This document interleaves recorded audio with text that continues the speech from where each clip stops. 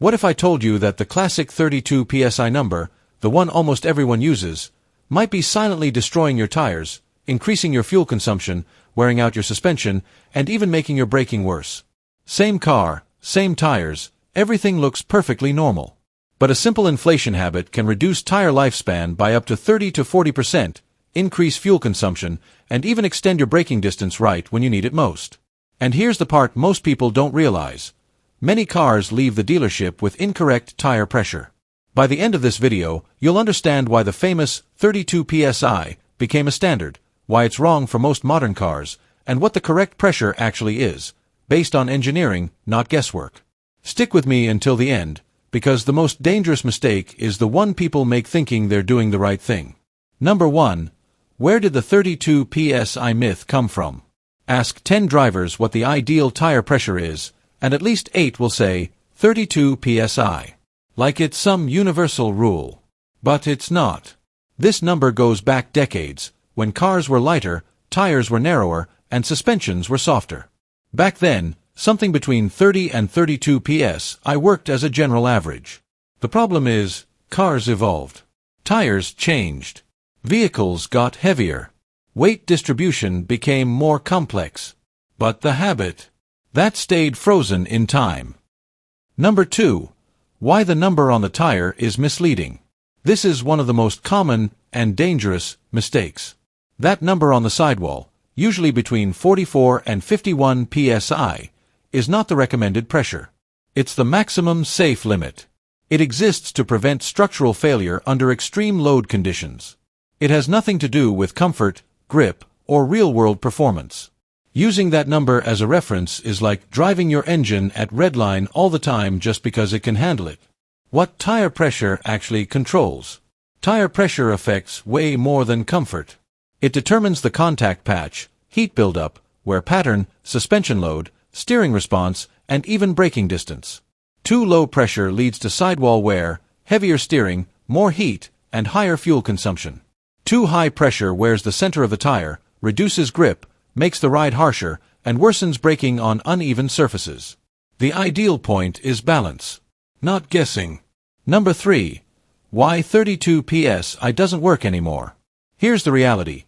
Modern cars are heavier, run wider tires, carry more tech, and have completely different weight distribution. That's why many vehicles today require 33, 35, 36 PSI, or even higher depending on load. Following 32 PSI out of habit often means you're driving underinflated for your specific car.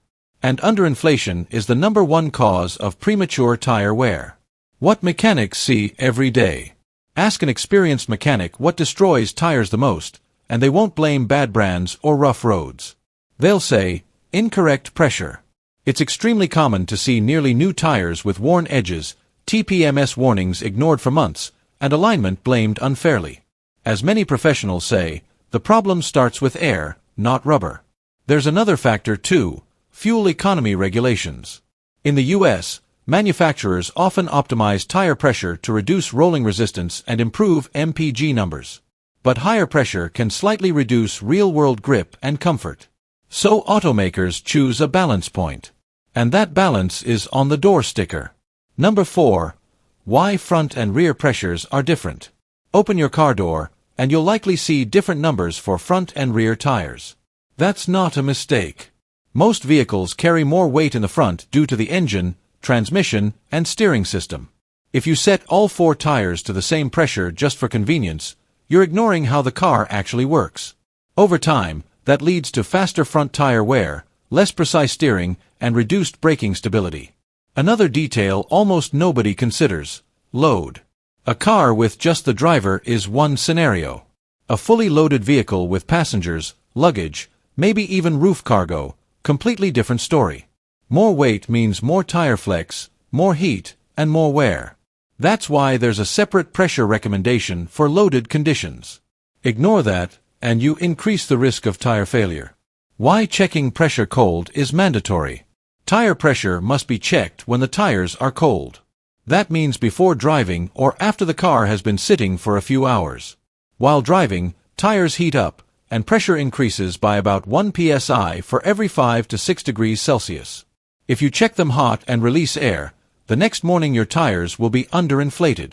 This is one of the most common mistakes. Number 5. Temperature changes everything. Temperature swings directly affect tire pressure. A drop of about 30 degrees Fahrenheit can reduce pressure by roughly 2 to 3 PSI. That's enough to impact wear, fuel economy, and overall handling. If you set it once and forget it, you're probably driving with the wrong pressure most of the time. Neither winter nor summer forgives neglect. Why the dashboard light isn't enough. A lot of drivers rely on the tire pressure warning light. But it doesn't solve the problem. The system usually triggers only when pressure drops about 25% below the recommended level. By that point, uneven wear, excess heat, and reduced stability are already happening. It's an emergency system, not maintenance. What real-world data shows? Studies from organizations like the National Highway Traffic Safety Administration show that more than half of vehicles on U.S. roads have at least one tire underinflated. And many are running all four outside the ideal range. This isn't just carelessness. It's misinformation. People learned one number and never updated it. Number 6. The impact goes beyond the tire. Driving with incorrect tire pressure doesn't just damage the tire itself. It increases wear on wheel bearings, bushings, ball joints, shocks, and the entire suspension system. An underinflated tire behaves like a soft spring. An overinflated tire turns into a rigid block. In both cases, the entire vehicle takes the hit. And then there are people who intentionally increase tire pressure trying to improve fuel economy. Yes, it might slightly reduce fuel consumption. But in exchange, you lose grip, wear out your tires faster, and compromise safety. In the end, it costs more. Conclusion.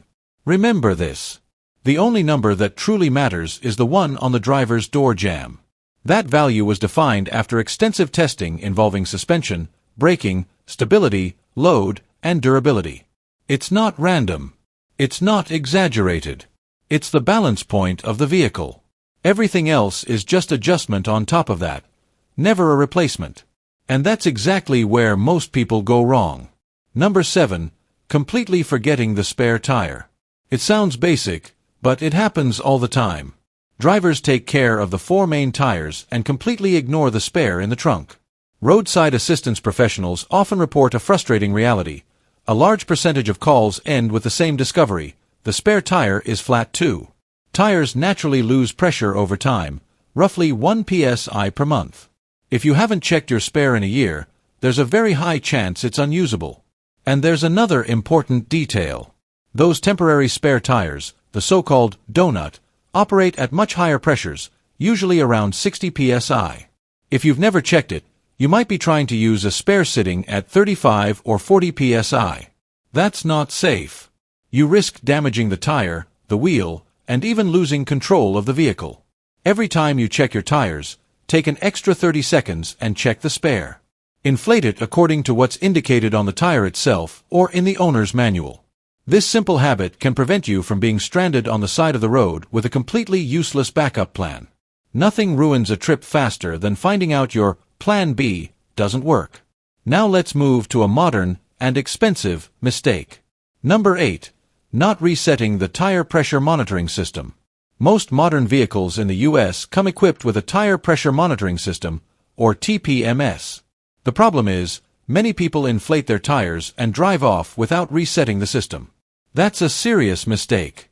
If you don't reset it, the car continues using old pressure values as its reference.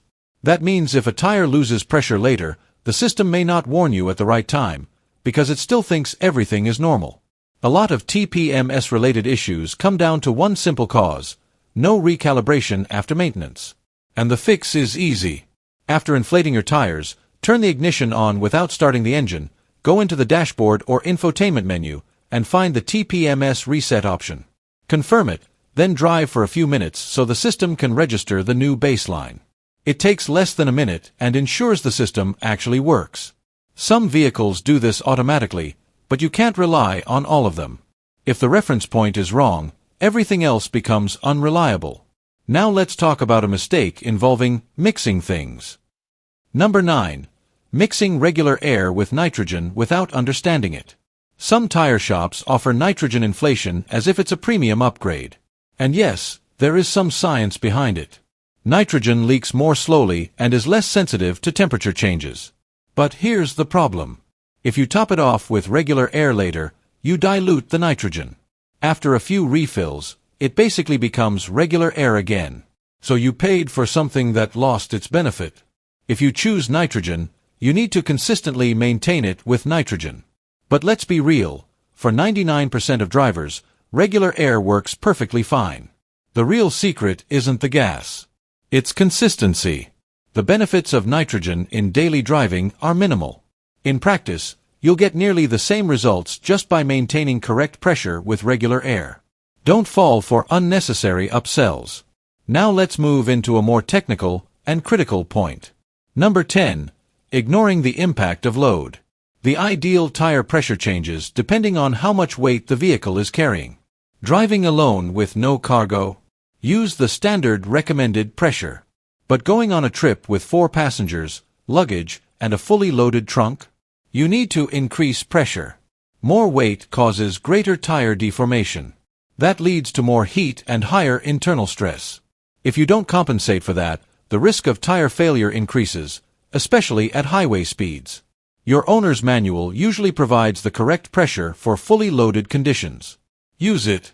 And if you're towing, you may need even higher pressure, always staying within the tire's maximum limit.